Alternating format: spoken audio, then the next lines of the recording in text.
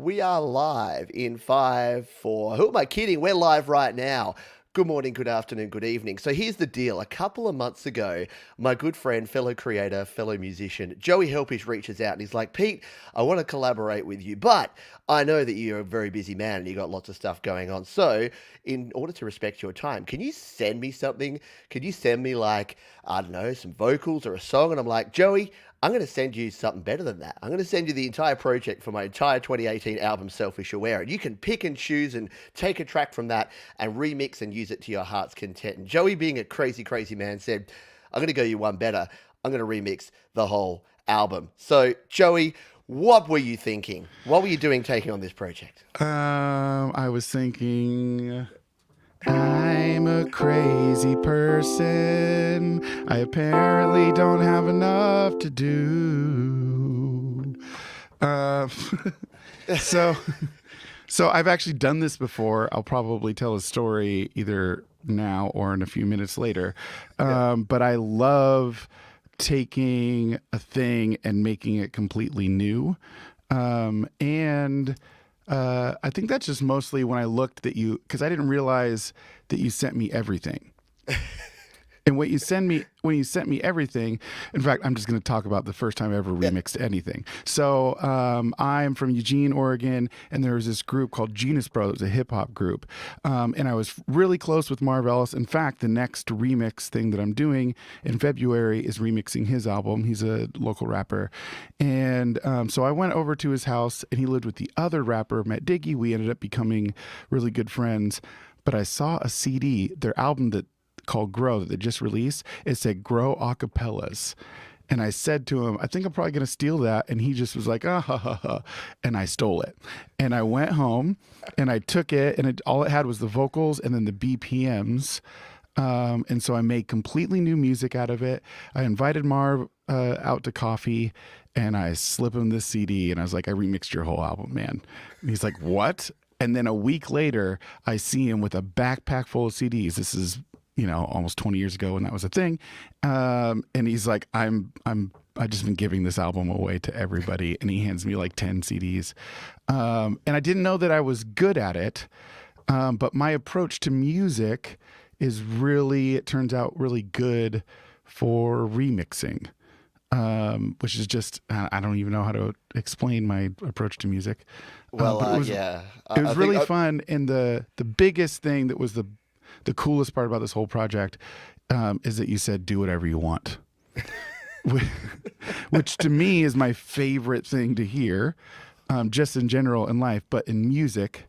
And so I just did that. Some of the songs are just a remix. Some of the songs I only took one verse and made a completely new song around of it. Some of them are like a hybrid of songs that I've written, and I sing them over your music with some of your stuff, and just did whatever I felt like, sort of. It wasn't really whatever I want, because when I hear whatever you want, what I hear is serve the song, serve the idea. So I always approach song writing as service. That I'm serving the idea. I'm not necessarily serving me or the audience. I'm just serving this idea. So the idea of the song and the idea of the lyrics that you wrote, I'm just trying to serve them the best way I know how to. Very if that cool. makes any sense. It does. So, yeah. We'll definitely dive into more detail on that and find out about how you approach it, because you did all of this live on your channel. I think that's the other important thing that folks may want to know. Yeah. So down in the you can go watch me remix the whole thing. There's like 9 parts. Oh no, I don't know. There's lots of parts in the end. 9 parts, I think, in total. Yeah. So you can go and watch Joey remix every one of these songs and see the process from start to finish, him listening to the tune, him picking out which bit he wants to highlight and enhance, going in and grabbing your own vocals from other things. And that's, in fact, what happened with this tune. So this, the first one we're going to play here is my song Anxiety, which you have rebranded as I'm Gonna Stay But You Can Go. You've got fresh new lyrics, you got new things. I gotta say, this song in particular, there's a moment, you can watch the moment happen where I think, is this the one where you're singing I'm Gonna Stay But You Can Go, like into the guitar, like Yes. the same. So there's a little take at the end that I found where he's just playing guitar and going, "I'm gonna stay, but you can go. I'm gonna stay." And I built the entire chorus around that. That was a cool moment. Just going and hunting and going like, "Oh, let's just pull this out," and this little tiny moment at the end of his song, and make that the main part of the song. It was a really cool moment. And it's me. It was the weirdest moment for me too. I'm watching these shows and I tried to catch them, and I'm like, it was the weirdest, most sort of like self-serving thing where I'm sitting there going, I'm just watching someone else remixing my own music. It was very bizarre. But if you've got questions for Joey, if you want to find out more about this process or ask anything, and you're here live, hello to the folks who are here live on YouTube, then please throw those questions in the chat. But while you're doing that, why don't we jump over and take a look and a listen to this version here. This is I'm Gonna Stay But You Can Go, Joey Helpish featuring yours truly, and we're gonna take a listen to it right here, right now. I'm gonna stay, but you can go. I'm gonna stay, but you can go. I'm gonna stay, but you can go. I'm gonna stay, but you can go. I'm gonna stay, but you can go. I'm gonna stay, but you can go. I'm gonna stay, but you can go. I'm gonna stay, but you can go. Tearing up inside of me, crippling anxiety. It's much harder than it seems. Try to mute my silent screams and the faces on the screen. They still haunt me in my dreams. They're still fighting in the streets as the end it slowly creeps. You say the time for hope is gone and there is nothing left to comfort in the end. You say even when you're feeling good that something else will come around the bend. And I'm always thinking, always trying to hold on. And I always fear that something else will go wrong. It's wrong. I'm gonna stay, but you can go. I'm gonna stay, but you can go. I'm gonna stay, but you can go. I'm gonna stay, but you can go. I'm gonna stay, but you can go. I'm gonna stay, but you can go. Notifications they beep. We all find it hard to sleep. So busy spilling tea. United States of only me. Through the speakers, threats they seep. Locked in wishing we could leave. So blind we cannot see. So much more than a tragedy.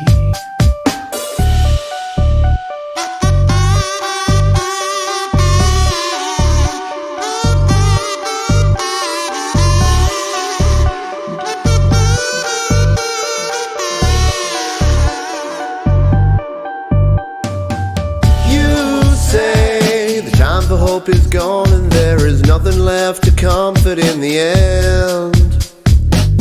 You say even when you're feeling good that something else will come around the bend. And I'm always thinking, always trying to hold on. And I always fear that something else will go wrong. It's wrong. I'm gonna stay, but you can go. I'm gonna stay, but you can go. I'm gonna stay, but you can go. I'm gonna stay, but you can go. I'm gonna stay, but you can go. I'm gonna stay, but you can go. I'm gonna stay, but you can go. I'm gonna stay, but you can go.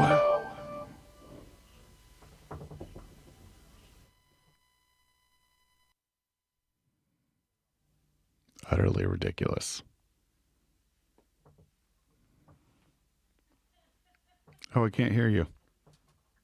How about I turn my volume there back you up? go. Professional audio live streaming. We're at professional its best. carrots in this carrot. Oh, yeah. That was awesome. Yeah, like I'm feeling all sorts of emotions here. I know we talk about the emotions when it comes to music, but I'm like, I feel embarrassed because it's my song, and I'm like, but and I'm also feeling a little bit jealous because I think it's kind of a really cool version of the song, but mostly that was just a lot of fun. And I think from the comments that we have from the folks here live that they really enjoyed that. So we are going to dive in and find out. So someone asked, was that made in GarageBand? How the heck did you approach this? What was the process going in?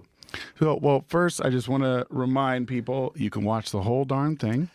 Good. You can watch me do it. And yes, it's in GarageBand on the Mac. In fact, it's the first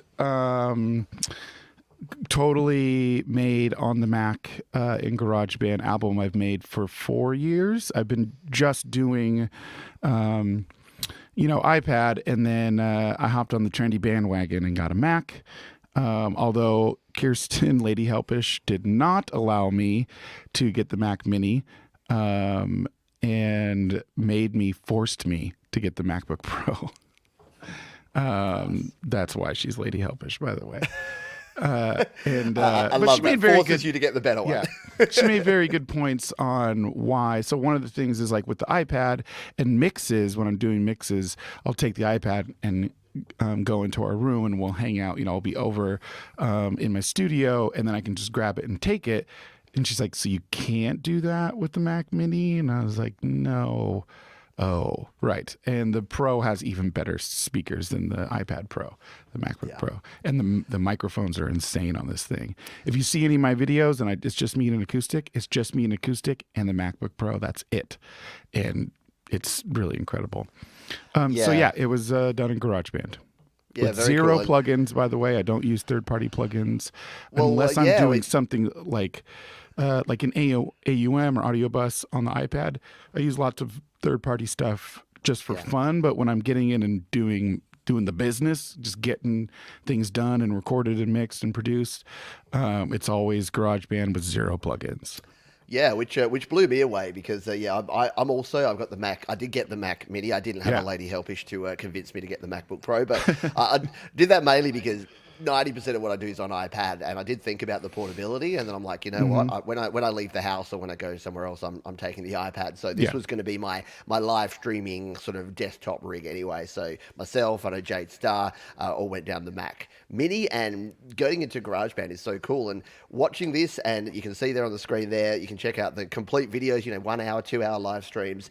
Yeah, just your process and the flow and the way you went through this, and you can almost see the cogs turn in your head as you're listening on that first time through, and then you immediately grabbed that. And I think this track in particular probably gave you more challenges because I recorded it originally on 4 tracks, and like you said, some had the guitar and the vocals on the same track, and there was a little more work to do there. But in some ways that's really fun. Yeah. It's the challenge of like, okay, then what can I do with it? And then not having any actual limitations in that your whole do whatever you want with it, just giving complete freedom, just do whatever.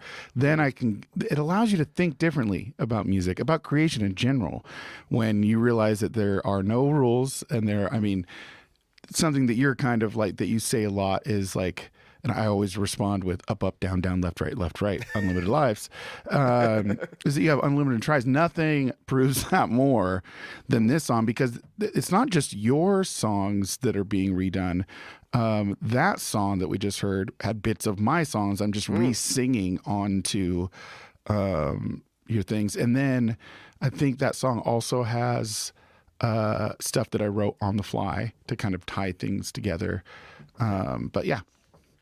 And that's the cool thing. And I think, we've talked about this a lot, and my philosophy, and I know your philosophy on this stuff too. But for those that are new to either of our channels or that haven't been deep in this, all my music is like, whilst I do, and I agree with, artists having to make money and artists having to survive and do all that thing. And I don't think, anyone should just be able to take anyone's anything without asking, but I'm an absolute big fan and advocate of sharing your music and creating something new out of something that already exists. And that's why when I said to you, and I say this to everyone, like I've been giving away everything that I do forever, because I figure, if someone can grab my project and learn from the process I've done and then create their own project, hey, that's cool. Or if they want to learn by taking something I've done, remixing it or remastering it or adding something new to it or changing it, I think that's actually cool. And when I started out, I really appreciated that from a lot of other people, because you learn from playing cover songs, you learn from listening to other people's music, and I think you definitely learn from remixing. What's your experience been? Because obviously you've been doing a heap of remixing for a very long time.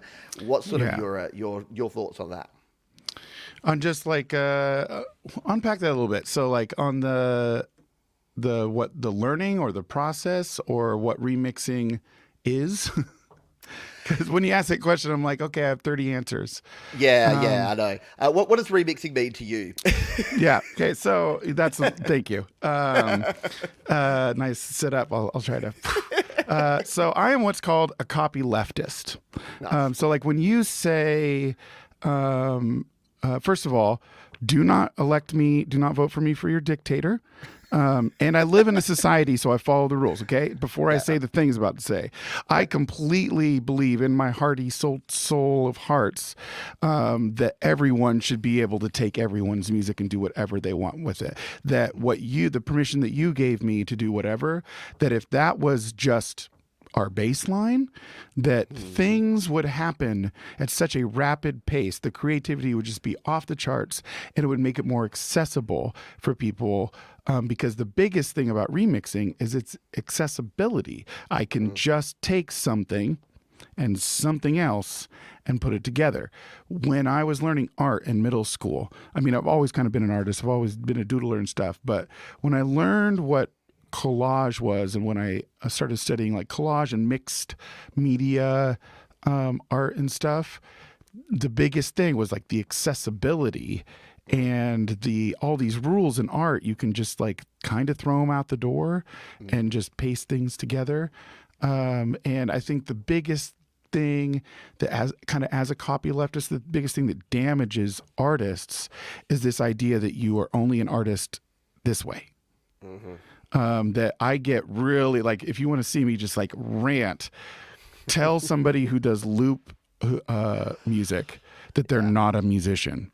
I will freak out on you. I will eat your face. I will cut you with these carrots. I will freak out, because who the hell are you? And I'm just really big into it. But also, like, as I kind of came up in my 20s, there was this thing that came up with me, which is remix culture. Started with sampling, like in the 80s and the 90s.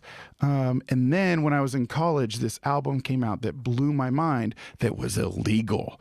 It was called the Gray Album. Somebody took the black album from Jay-Z and the white album from the Beatles and made one of the most beautiful pieces of art I've ever heard in my life. And it's really hard to find because it's really illegal. Music shouldn't ever be illegal. That's ridiculous. Art should never be illegal.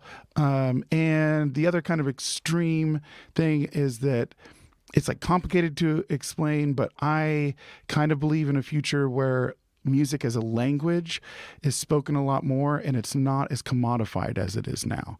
That the idea of the rock star goes the idea of the knight and the princess. That it's just something we did in the past for a while, but really that was kind of like not cool.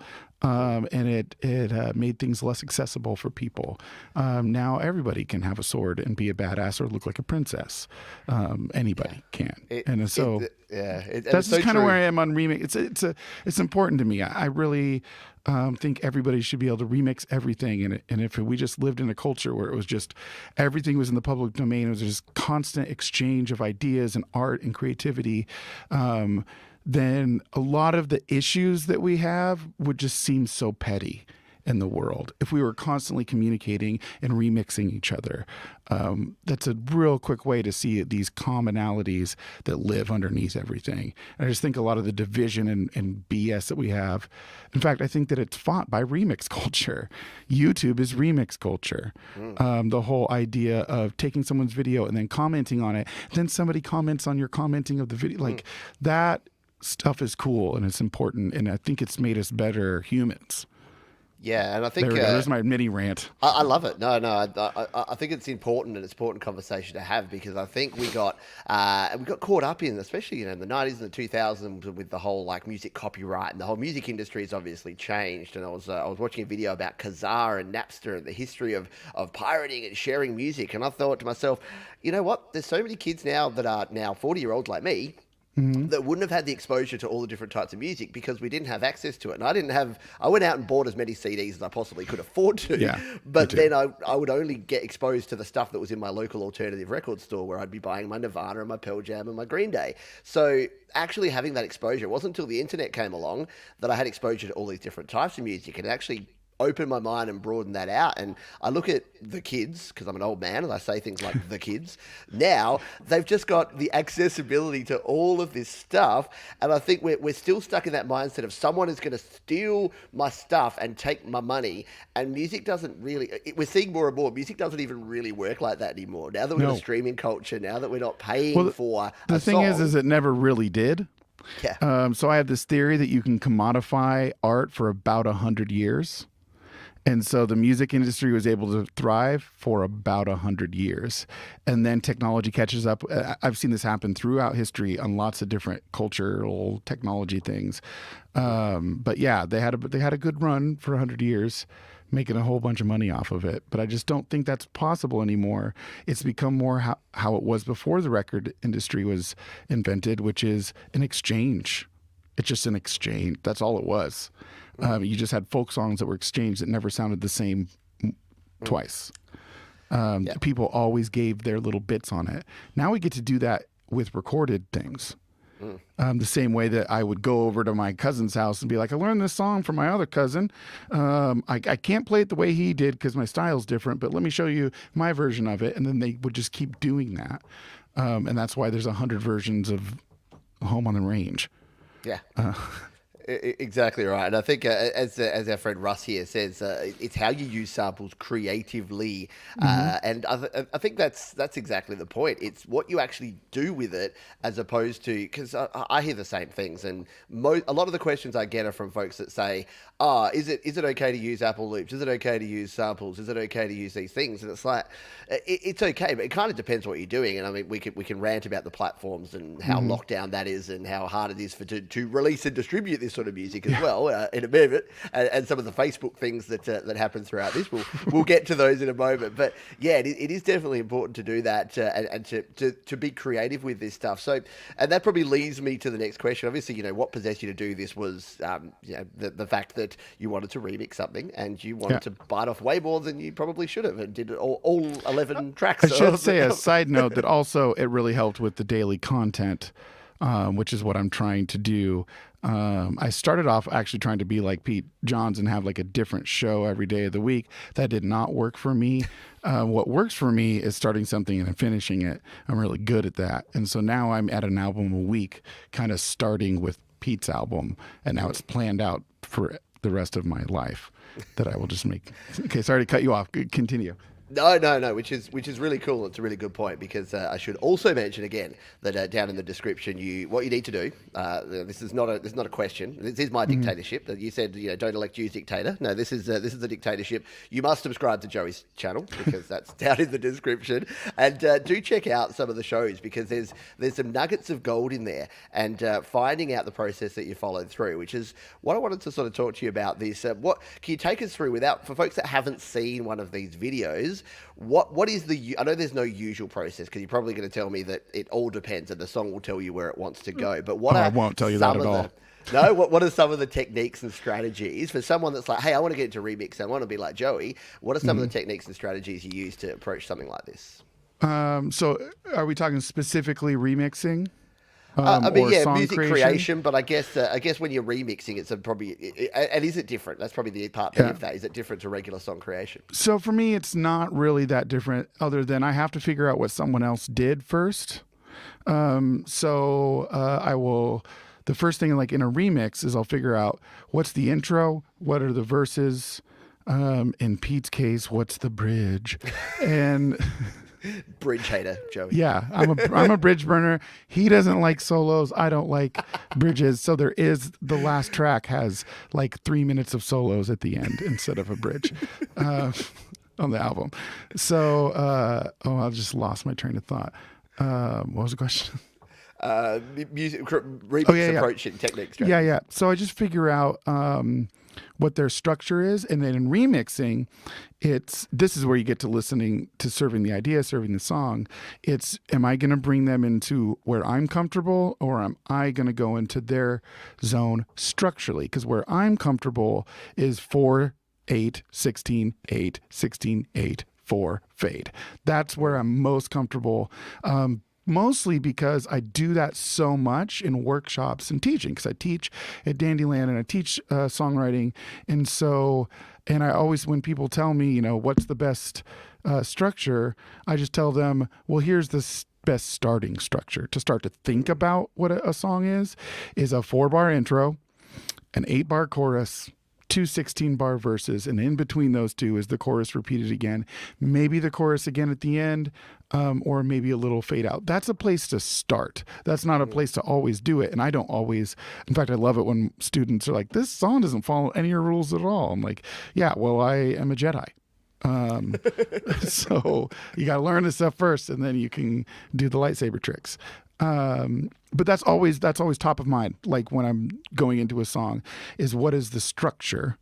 And my structure is usually the same for a lot of the stuff that I do, because it's where I'm comfortable and I can work at lightning speed, so that then at the end I can look at the piece or the song and go, where does there need to be holes? Where is it getting boring? And that kind of thing. A lot of times in GarageBand, I just stack layers. You'll see that a lot on Pete's stuff, as I just found an area and I just stacked layers of loops and then copy and paste them throughout the whole thing, and then just go knock out walls. And something that we forget is to leave windows when we write songs. So I believe it was, I don't remember who said this, but he said, a song is a room. And we forget to put windows sometimes. Just little moments where we can kind of breathe. That, in fact, is what a bridge should provide for the listener. It's just a little moment of like, just looking outside and seeing something a little bit different. Yeah. As far as the process, it took me a lot of time it took me 20 years to figure out what that was, because there's definitely a thing that worked. So like what I tell students a lot is like, you can do this on your own. It's just going to take you 20 years. Maybe it'll take you 15. If you're smarter than me, you probably are. So that's like the benefit of like learning music theory, is you're just saving time instead of going like, on my guitar, if I'm playing something on the 5th fret and I go up to the 3rd fret of the next string, that always sounds cool and rocky, right? Instead of understanding that that's an accent on the 3rd of a minor. And then in our case, that's going from despair to love, because we always do everything with root motives. But so I have built this kind of like thing that is the reason why I'm fast, and that is, I look at the structure, I look at the emotional content. So like when I'm looking at your songs, I'm figuring out what is being said, so that what chords are going to lay underneath that emotionally, like kind of the best. And there's always kind of a handful of chords that I know will work. And I don't mean any chords, I mean positions in a scale, like the 1, 4, 5 stuff. And so that's a really big deal. And then pace and rhythm. So I always look at the pace and rhythm of a song as, are you sitting down and talking to me? Are you sitting down alone? Are you standing up and talking to me? Are you standing up alone? Are you walking away? Are you walking away with talking to me? Or walking away alone? Are you running? And that kind of dictates, or are you running in place? Are you dancing?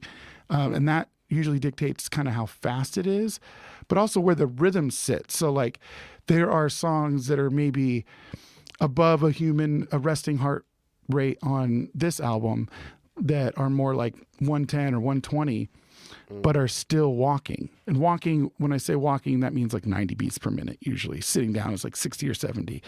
Yeah. But you can do something that's sitting down and being contemplative by changing where the snare is. So that it's instead of it being on the 1, 2, 3, 4, put it on the 3, and you have this hesitation, and it's this kind of like combination. Maybe you're running in your heart and you're sitting in your body. So that's I kind of like, it's a somewhere between science and really like witchy woo woo. It's like where I sit. I'm a really logical guy, but I'm from Oregon, and we make hippies here. That's where we meet. All those hippies that you heard about in San Francisco, they literally all moved to Oregon. Those are my parents and my teachers, and so can't escape the woo woo, can't escape crystals. There's probably one in here somewhere. But I can't escape my science thinking. So it's a very sciencey woo-woo approach at songwriting and song creation. And the most important thing to me, which a lot of people argue with me about, is speed. Because speed allows time for reflection. Speed, when I say speed, I mean efficiency. So if you watch me work in GarageBand, I'm hella efficient.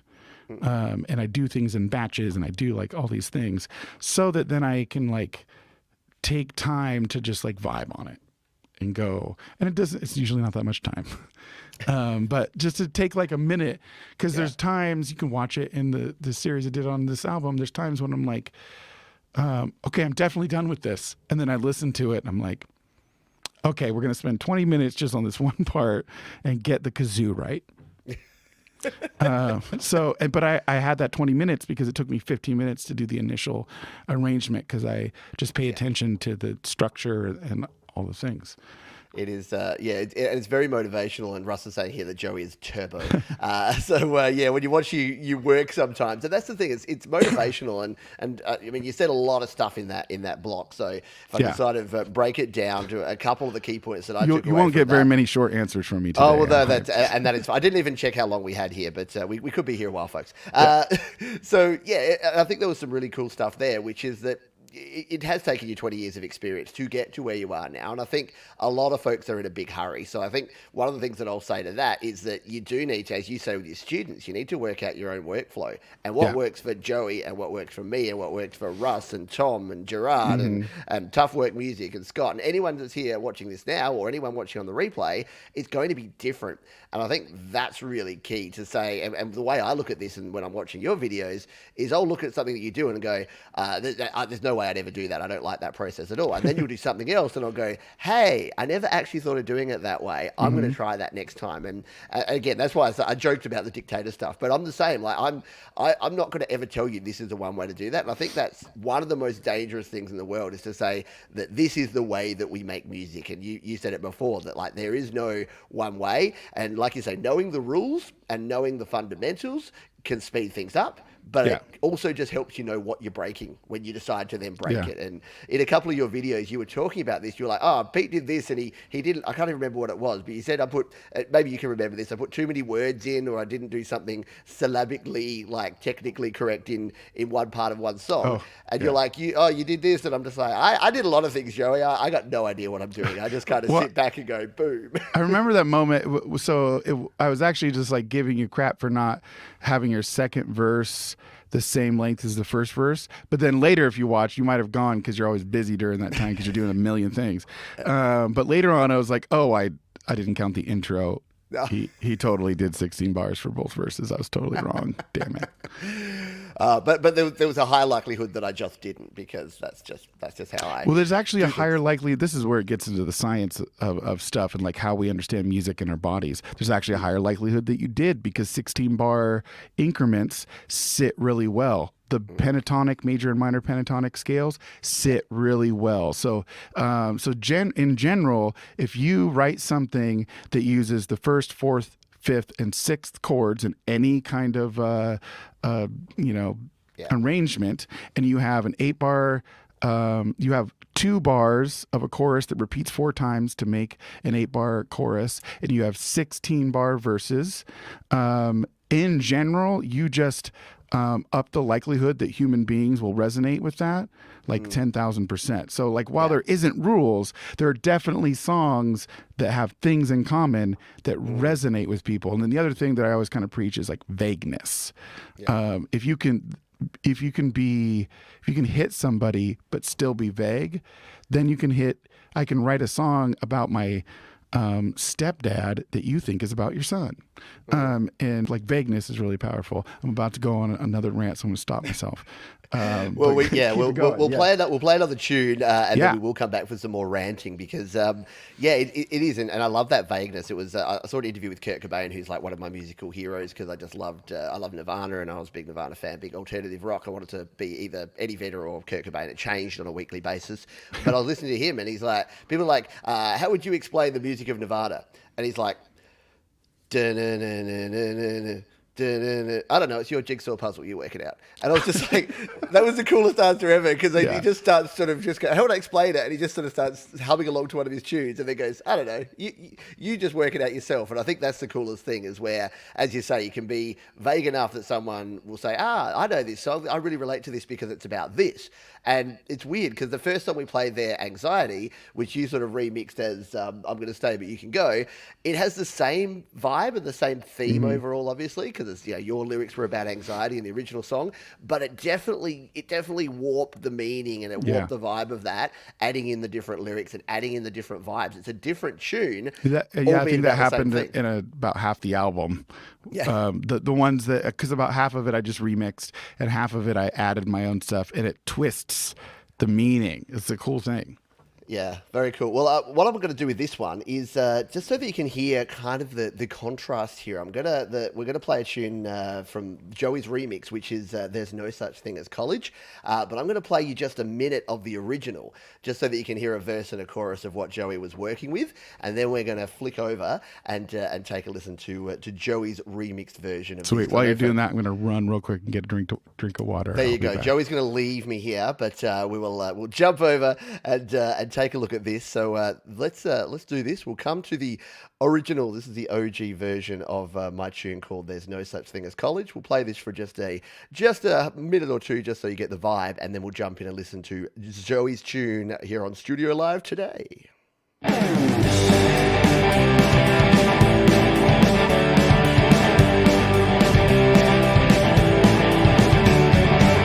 I watched a movie back in '85. The kids were driven far away from home, and they were left behind. What is this place? Why is everyone so strange? That crusty dean made them all declare a major.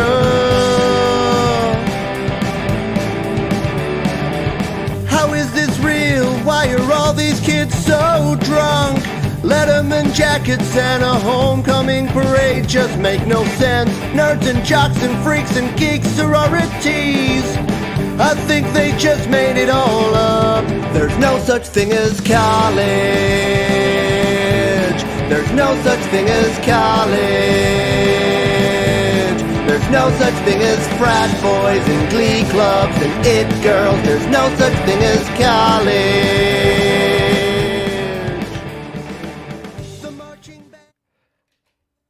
So that is what, I'll turn that off, that is what Joey had to work with on this one. I love that song.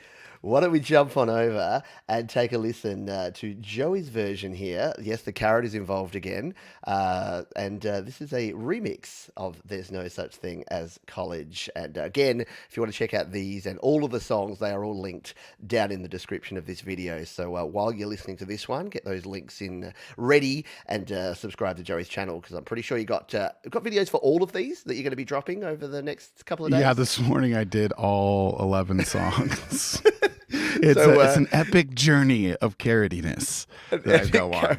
An epic carroty journey. So if that's what you're into, then stay tuned. But let's jump in and take a listen to this one. There's No Such Thing as College, Joey's remix here on Studio Live today.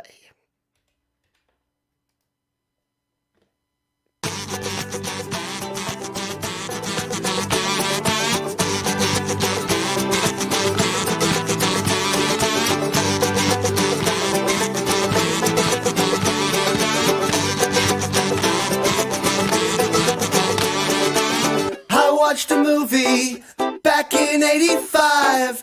The kids were driven far away from home, and they were left behind. What is this place? Why is everyone so strange? That crusty dean made them all declare a major.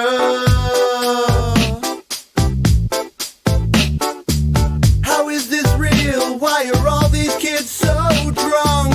Letterman jackets and a homecoming parade just make no sense. Nerds and jocks and freaks and geeks, sororities, I think they just made it all up. There's no such thing as college.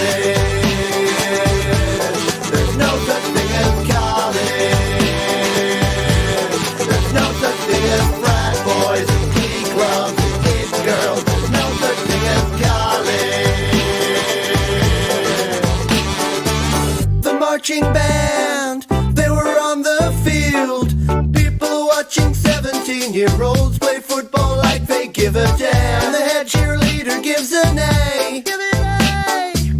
The campus radio, we're crossing live to some AV club teen. And as I sit, I wonder why they have to lie to me so much.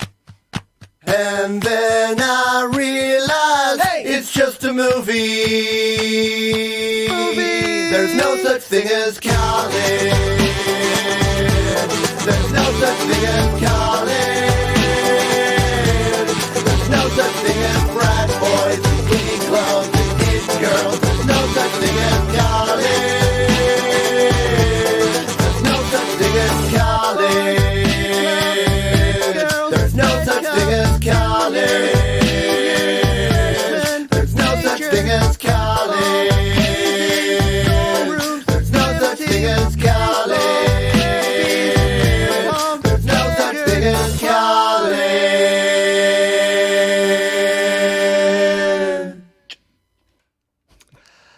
There it is. There is no Boom. such thing as college. That's true.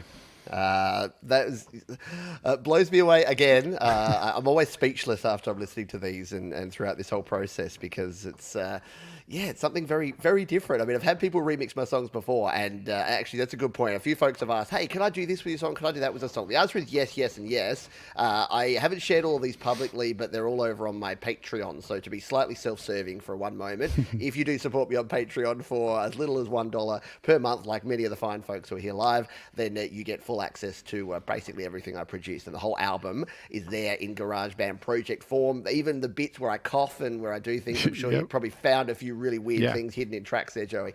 So it's all there for you. So take us through that one. And was there anything different about your approach on that one? Obviously, the kazoo is different. Let's talk it through.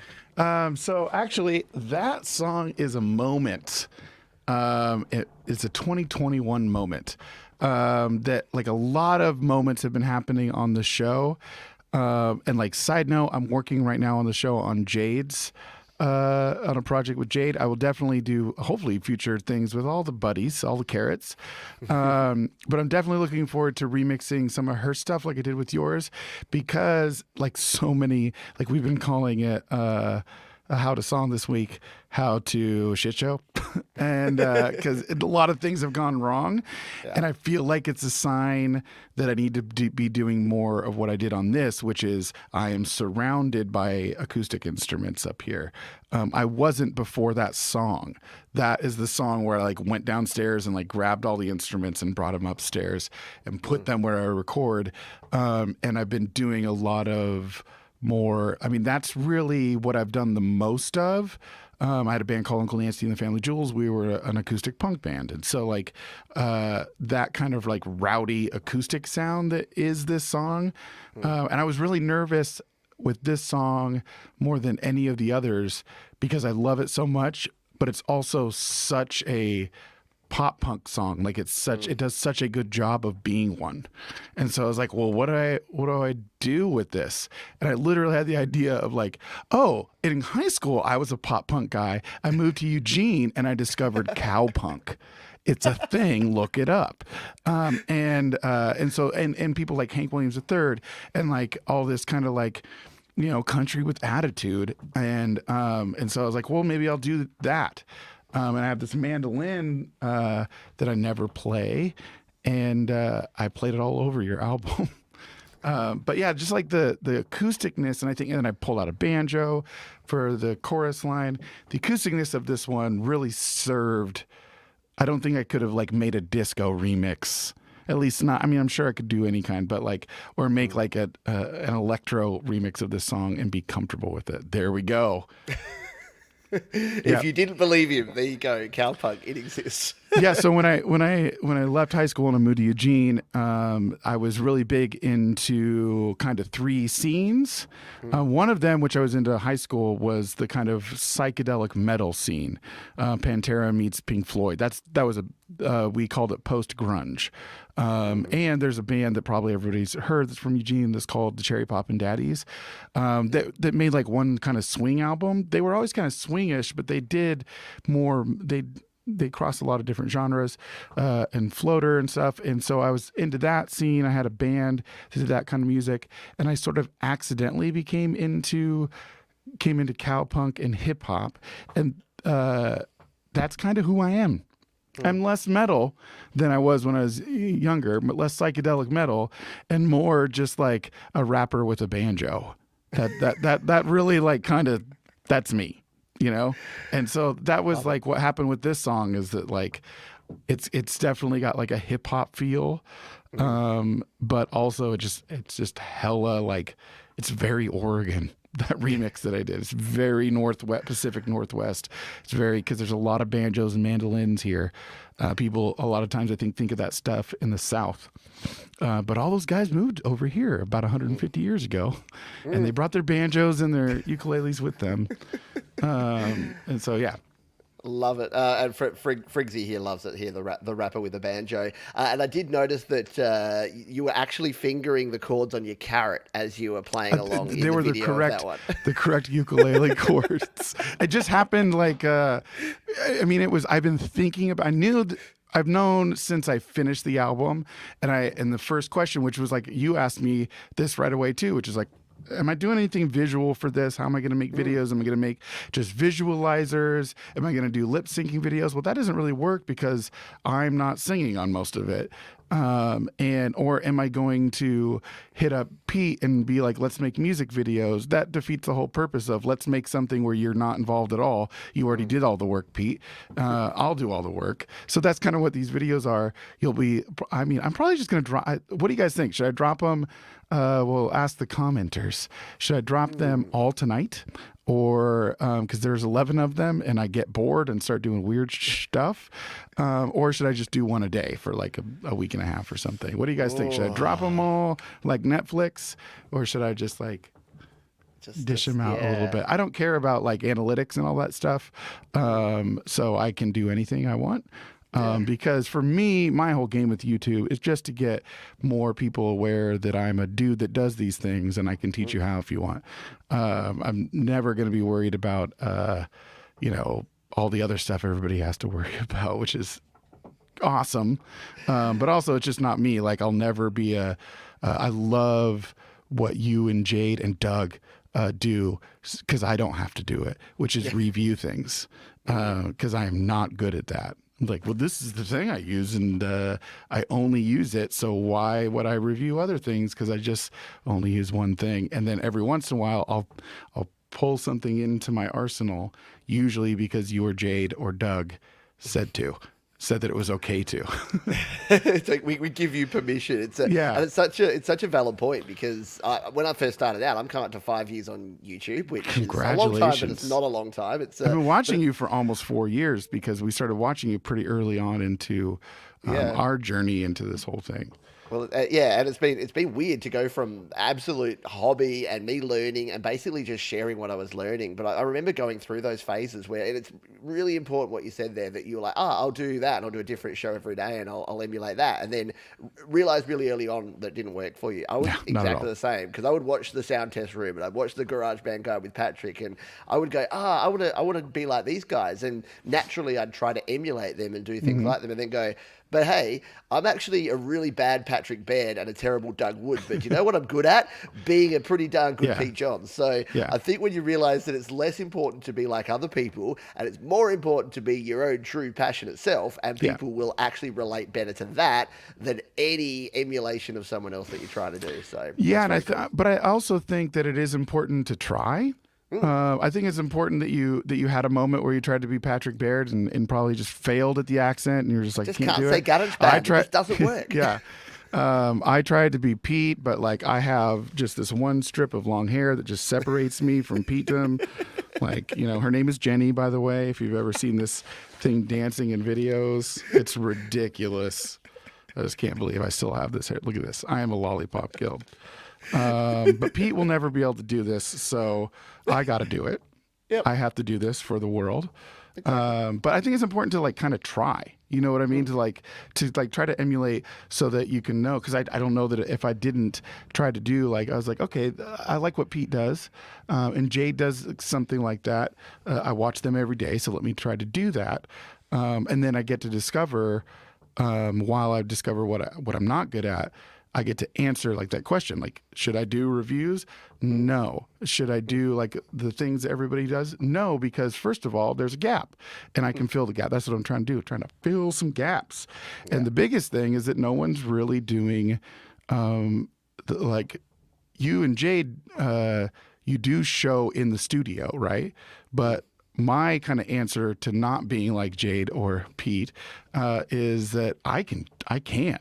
And something that Kirsten encouraged me to do is like, I know that you're also a follower of the Gary V, right?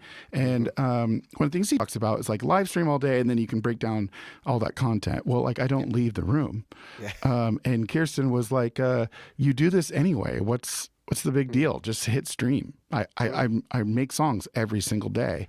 And at Dandyland, I either am every single day, I'm either recording someone's song, like somebody who's new at songwriting. One thing I do with students, if they're brand new, is that I'm show them how to write a song, even if they can't sing, especially if they can't sing, and then I sing it. So I do that a lot. I write songs for people as a form of therapy, and I write songs with kids. I do these silly song workshops. I'm actually starting to do next month silly song workshops with adults that are, you know, the same thing, but with more cuss words. Same thing as poopy stupid butt, but with different words, and that's kind of become really popular. But yeah, so I do it anyway, and so this has really helped me because one of the things that I've been wanting to do is like explain root motives, explain the emotional music theory that Kirsten and I invented. And work on people's music that I really like. So that's what I've been doing. That's what I got to do with your thing. That's what I'm doing with Jade's. And then next month I get to remix.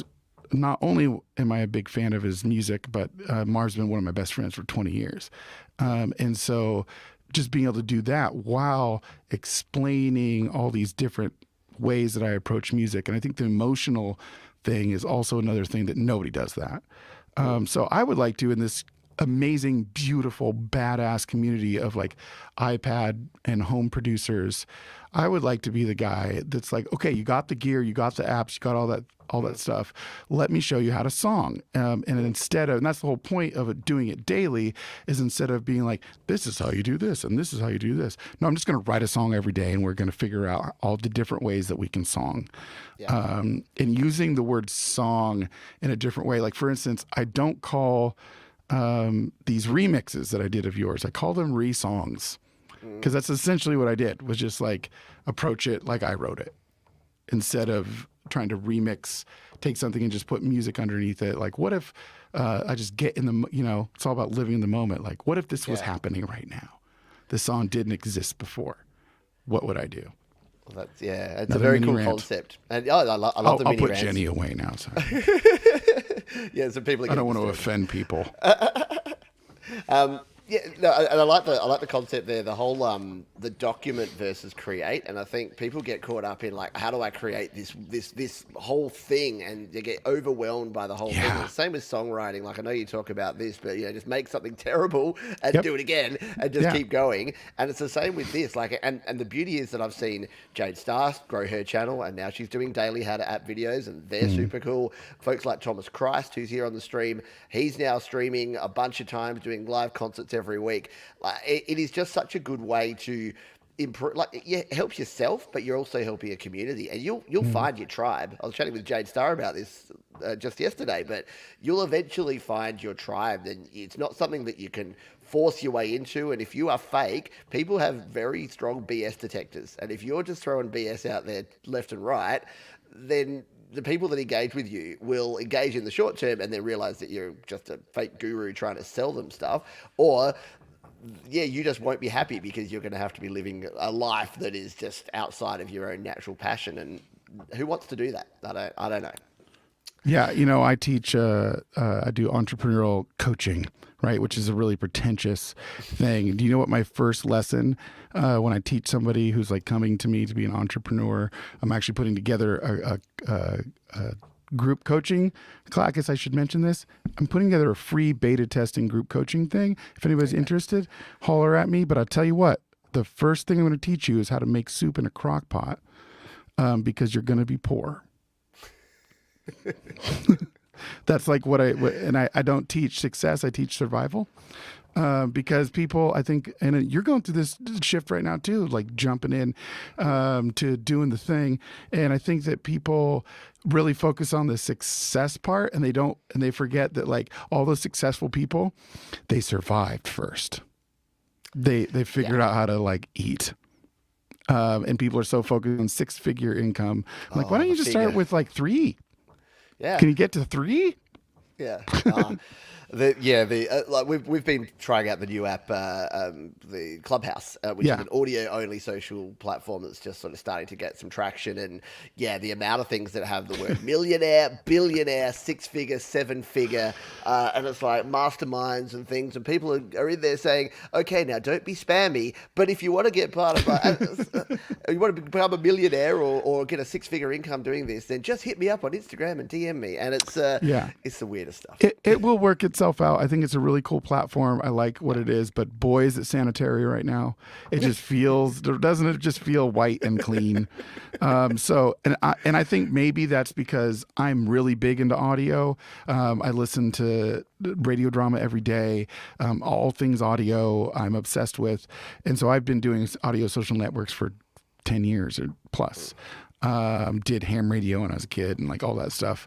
And I've been doing this app called, which I really want everybody to join and come have fun with me, called Stereo, which is basically the seedy, smoke-filled bar version of Clubhouse. It's a lot more kind of raunchy, and you can. What I don't like about that the new app is that I can't just like leave an audio comment. Yeah, there we go. There's Jeff Ross. I have sang many songs to that guy on that app. Tell him how ugly it was. And so what's really cool is you see that little button down there where you can press it and leave an audio comment. And so you can reach out and touch the podcast. That's like what's going on. Is that it's a live podcast that you can interact with. So I go in there and I sing, I can make up songs really quick. So I listen to somebody talk and I just start singing about what they're talking about, which often ends up being ridiculously funny. So yeah, there's my stereo plug. There you go. Get into stereo. But oh god, if you could spend all day. I don't know. We were chatting yesterday on Clubhouse with a few of us, and then I'm just like, man, I got to leave this because this is like crack. I need to stop, or I'm not going to get any work done today. And speaking of getting any work done today, Joey, I know you and I could probably sit here for 4 or 5 hours and then not get any work done for the rest of the day. But that's probably not going to work for either of us. And we don't want to be 6-figure or 7-figure guys, but we do probably need to be 3-figure guys. And to make those 3 figures, we need to some figures at least. But before we finish off, and the cool thing is that a lot of folks here in the chat have been talking about the people making connections as we've been chatting to collaborate and to get into to remix each other's songs. And I think that is so cool. That the cool thing about communities like this one here and like the community over on your channel is that people can get together and chat and then work work out, oh, I'm into this music, oh, I'm into this, hey, let's get together and let's create something. And that is really cool. Do you have any tips? So if someone's listened to all this and they're like, I really want to collaborate, I want to do some re-songing, how do you get started? How do you get into it? Do you just go, or any strategy or tips that you have for folks? Yeah, you can get free acapellas for most pop songs and get the BPM on tons of websites, or you can just ask your friend. But if you want to just like be alone and not mess with your friend's music, like mess with, Queen or something, all that stuff is like available. You can mess around with it to your heart's content. And the biggest thing with like remixing is make sure you got the BPM. So that you can, before you even plop the file in there, you type in the BPM, then you plop in the vocal file, and then boom, you're good. And then if you can figure out the key on your own, do so. But there's plenty of technology now that you can just find the key and you put the key in. You can do this on your iPad and GarageBand, and you can figure out, okay, this Queen song is in C major, so I'm just going to make little loops that are in C major. I'm going to use the scale. You don't need to know how to play music. And nor should you have to. You should just do it. So there you go. Very cool. Well, I know you don't do tutorials. You don't tell people how to do things. But if there's ever one thing you should make, it's like a 10-minute crash course on how to re-song and show some of these services and show folks how to do it. Because that is coming. And I say, like, when I say tutorial, I really mean like showing how to use apps and showing and being but that's the big thing that I'm working on right now, is like how to do shorter videos, because right now all my videos are an hour to 2 hours, to show little bits and pieces of it. I've been working on OBS. I've been doing the live stream thing, but one thing I've been doing, I've made all these videos in OBS. One thing that I've been doing is like getting good at using it instead of video editing. So having all the things ready and the slide overs and doing all that, and having the slides ready and everything, doing it live, because I am a performer. I've been a performer basically since birth. I am not an editor. So anything that requires editing, I just won't do it. In fact, people ask, and I just want to leave with this, because I think this is important, because I've seen people ask this or comment on my mixing. And this is like, sometimes it's controversial when I say this. I don't master anything. I've never mastered anything, because I'm just old enough to remember when you actually had to master and there was a purpose. I don't see the purpose in mastering music you made digitally. And I don't mix. I do not have a mixing session. I do not have a mastering session. I've just made so much music that I can do it on the fly, that I always know how to do things. So my mixes are consistently all right. I could pick them apart for sure later, and definitely people could, but they're clearly good enough because nobody ever tells me my mixes are garbage. And I think the reason is that I have produced over 3,000 songs. Nice. That is, for me, the best way to get good at something, is to do it and do it and do it and do it. Nobody's going to think themselves into greatness. Nobody's going to be like, well, I'm a perfectionist, so I'm just going to make awesome things someday. How? It's like telling me, if your friend was like, hey, guess what? I'm getting married. And you're like, I didn't even know you were in a relationship. They're like, I'm not. But I'm definitely getting married. And you're like, you're ridiculous. You're never going to write a book, make that album, make that song, if you don't have a relationship first. You have to have a relationship with music, with creativity, with doing things. You have to have an exchange. You have to, and I teach this a lot, like, just think of creativity like a person, and don't be an asshole. Don't neglect them. Don't abuse them. Don't take them for granted. Give to them. Give. It's a give. And it's not a give and take. Maybe you'll get something back, maybe you won't. Just give. Just have a good relationship. A good relationship is about giving. And just like love it. Love it like it's a kid or your neighbor or a cat, or a carrot. Love it like a carrot is what I want to go. Love it like a carrot. Yeah. And if you want to, if you have a love for carrots and you want to find out more about, if you want to check out the videos where Joey apparently uses carrots in all sorts of different ways, kazoo carrot, banjo carrot, drum carrot. Did we get a vote? Did people say? So I did do that. We only had 4 votes. So we had Friggsy said 1 per day. We had Russ said 1 per day. Tom wants you to just drop them all, and Brian says you should drop 1 and then wait some time. So I guess we only had 4 votes, but 3 said to space it, and it's only Tom that wants them all right now. So I don't know. I was told very young to never argue with Christ, so I think I might be just for that reason. Drop him. I think I'm just gonna drop him tonight, and we'll have a playlist. You could do the Cool New Premiere thing, where you could do a premiere and then push it to a live stream straight afterwards. That way, see, I know you're not into the analytics and the traffic stuff, but that's a pretty cool thing you have on YouTube now. You can premiere it and then say, when people watch this, then send them straight to this live stream. And you're like, hey, surprise, I'm here. So there's an option you can consider. But I do like that, and I liked your analogy there, and we talked Gary V before, and I like this that's related to that, which is that you don't get fit talking about push-ups. And you don't create music by sitting around talking about music. So with that being said, we are going to let you folks go back and start creating more music. Do go and check out the description. You've got a link to Joey's channel there. Subscribe. Check out his How to Song series every day. I will leave you to provide the parting words to the wonderful community here today, Joey. I have 2 things to say to you. Make something terrible and then do it again. And just try to be helpish and not selfish. I love you guys. Thanks, everyone. Please be kind to yourself. Be kind to others. I had to take it anyway. Keep rocking on. Take care, everyone.